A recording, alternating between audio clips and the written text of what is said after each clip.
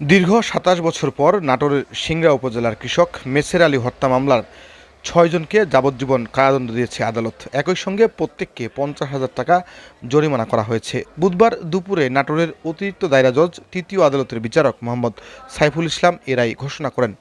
দণ্ডপ্রাপ্তদের মধ্যে ৪ জন এ সময় আদালতে উপস্থিত ছিলেন, আর ২ জন পলাতক। মামলার তথ্য বলছে, জমি সংক্রান্ত বিরোধের জেরে ১৯৯৯ সালের ২৩ ফেব্রুয়ারি মেসের আলীকে হত্যা করা হয়। দীর্ঘ বিচারিক প্রক্রিয়া শেষে ২৭ বছর পর আদালতে এই রায় দেন। ২৩/২/৯৯ আমার আব্বাকে মেসার তালুকদারকে মাগরিব পর এলাকাতেই কুবাই হত্যা করে। আমি মামলা করি, আমলিগ ক্ষমতায় ছিল দীর্ঘদিন, এতই অত্যাচার করছে। মামলা করার পর সাক্ষী দিতে পারি না, কোনো কোর্টে যাইতে পারি না, থানায় যাইতে পারি না, থানায় যেও হেস্তা হেস্তা করে এই আমলিগের প্রভাব। এই পর্যায়ে আমি এই সাক্ষী দিতে আসবো, সাক্ষীও দিতে দেয় না। কয়েকটা সাক্ষী ওরা ওই চেয়ারম্যান হয়ে নিয়ে জোর পূর্ব তাদেরকে নিয়ে এই বিপক্ষে সাক্ষী দিয়েছে।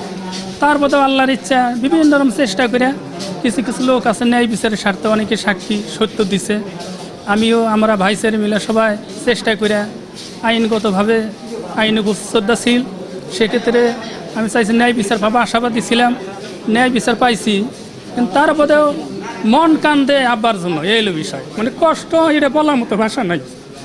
যে রায় পাইছি, রায়ে সন্তুষ্ট, কিন্তু আব্বাকে যা হারিয়েছে আব্বাকে তো ফিরে পাবো না। আজকে মাননীয় অতিরিক্ত জেলা দায়রা জজ আদালত 3 আদালতে মামলা নম্বর ১২৬/২০০২ সালে একটা মামলা, যার ধারা ৩০২/34 এই মামলাটা আজকে রায় হয়েছে। এই মামলাটায় মোট সাক্ষী 16 জন সাক্ষী উপস্থাপন হয়েছে এবং মাননীয় আদালত প্রত্যেকটা সাক্ষীর সাক্ষ্য পুঙ্খানুপুঙ্খানু বিশ্লেষণ করে দেখা গেছে যে রাষ্ট্রপক্ষ এই মোকদ্দমায় আসামিদের বিরুদ্ধে ৩০২/34 প্রমাণ করতে সক্ষম হয়েছে।